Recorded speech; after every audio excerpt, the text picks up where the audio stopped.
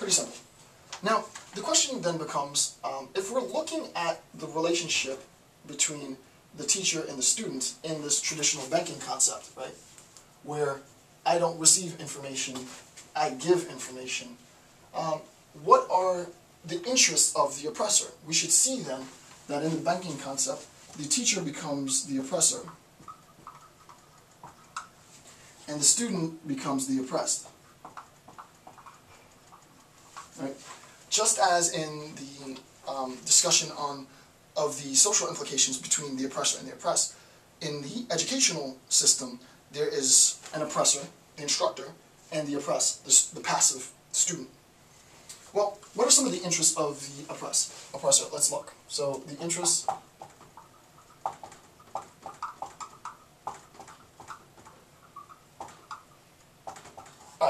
What are the interests of the oppressor? Well, one of the first interests is that the oppressor seeks to change the consciousness of the oppressed, right? The oppressor seeks to change the consciousness of the oppressed. And what does that first bullet point mean? Well, the oppressor seeks to change the consciousness of the oppressed because, as we've seen in the last video, if you make the assumption that a student is a better student if the student is more passive, if the student is a better listener, if the student is docile, if the student doesn't interfere with the lecture, then we can recognize that the consciousness that I'm attempting to transform is not only an educational consciousness, but I'm also trying to change the social consciousness of the individual, right? If I say that students are better if they do not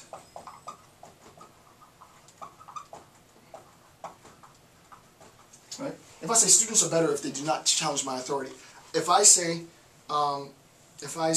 for example, that the only interpretation of Jonathan Swift's modest proposal was that it was satirical, and that's it, that's the only way to interpret the text, a student recognizes on that ground, right, if the student wants to do well in my class, that you can't then say that, well, here's some other interpretation that I have of Swift's modest proposal. Because as I said, the content information that I have is the content information that you have. Don't tell me something that I didn't tell you, right? I just want you to regurgitate that information.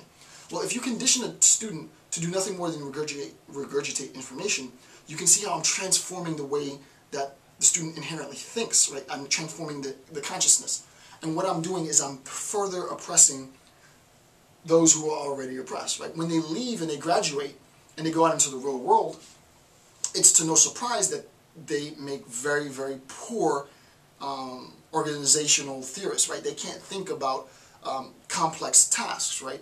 You can imagine that you're in a firm and the firm needs to develop some new apparatus or some new structure, and the representatives of the firm say, hey, employees, here's our task, and employees can't think because the employees essentially want those in power to think for them. You can't fault the employees if the educational system has constructed the way that they conceive of the world, right? So the first point is that the interest of the oppressor is to seek to change the consciousness of the oppressor. I want the oppressed to think oppressed, right? All they should think about is what I tell them to think about. I don't want them to have original thought for themselves because that original thought can obviously challenge my authority, right? Challenge my power. The second point is that education embodies, right? Education under the system embodies a system of adapting students to their role as dominated, passive recipients. They are consumers and not creators, right? Under this system, the only one with the ability to create, and really not even create, I mean, there's a clause here, right? Because not even most teachers, even under this system, are also oppressed. They think they're not oppressed, but they are too oppressed. Just like in the social critique that Freire gave, he said that the act of dehumanizing the oppressed group dehumanizes the oppressor. Similarly, the attempt to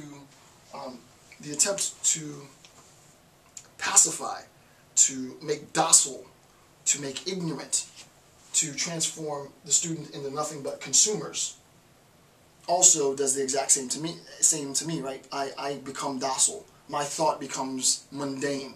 I no longer am a creator. And it's through this revolt, right, this revolution within the student body, if you will, that both the student and the instructor is emancipated from this obligation, right? Next point is that the oppressor creates, and we've seen this before in the social paradigm, the oppressor creates a paternalistic system of welfare recipients. And I'm going to explain that in a second, right? The oppressor creates a paternal system of welfare recipients, and this system dominates the situation of the oppressed. Okay, so in this idea of the banking concept, right? The question is, how do we talk about a welfare system, right? If we have the teacher and we have the student, we recognize from before that what the teacher gives to the student is knowledge, right? The teacher has content information, transfers this content information to the student in the act of depositing, right? But giving this information to the student, giving knowledge becomes a gift, right? Giving this knowledge becomes a gift, right? I give you, this instructor gives the student this knowledge, it's deposited into the student's sort of consciousness, and that act is a gift, right? So, in a sense, the student becomes a recipient, right? In this sense, the student becomes a recipient of my welfare, right? Hence, a welfare recipient, right? In this instant, the student becomes a recipient of my welfare. Immediately, you see the social implications for this. It's rather apparent, the social implications. The oppressor have, let's say, they pay taxes, and those taxes are then allocated, appropriated to those who don't have. And those who don't have become literally the recipient. The deposit that's made isn't this conceptual deposit, it's a financial deposit. It is, you could think of it in this perverse sense that my particular money, my tax dollars, specifically my tax dollars, are given to someone who's just waiting for my tax dollars, right? They're lazy, they're non-participants, I'm participating, my money is going to them, to these lazy folk, and how unfair is that, right? They become the recipients of my welfare. You can see how the relationship between the oppressor and the oppressed in an educational model have immediate social implications. In a classroom, this idea of welfare recipients is equally perverse, right? Because the assumption then is all students want to do is consume my information. My interpretation of students, if I have this as an assumption, just like my interpretation of those who are recipients of tax dollars is pejorative, oh, they're lazy, they're good for nothing. My interpretation of students, if I assume that this is true, is, oh my goodness, I'm overburdened with students. All they do is complain. All they do is whine. All they do is ask for more. Don't they see how much I've already given them, right?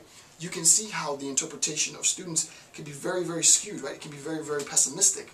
And this pessimistic interpretation of students is a result of the belief that what we're giving them is a gift and that they are recipients of my welfare, right? Because there is no feedback loop. There is no sense in which I'm learning from the students. It's just by my good nature that I'm giving these students whatever it is, content information that I'm transferring, right? So that students on this account become welfare recipients, and he uses that term specifically, welfare recipients, right?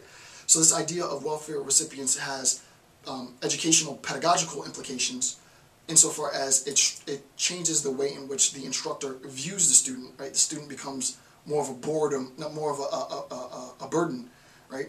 And obviously the social implications are that those of lower economic status are a burden to those who are capable of paying their taxes, right? You pay taxes, you opt into the system, you don't make enough money, you don't pay your taxes because you don't make enough money or you haven't made any money, and you are the recipient of welfare. Well, it's my dollars that are feeding this guy, isn't he a lazy bum, right? Both problematic, right? Both problematic.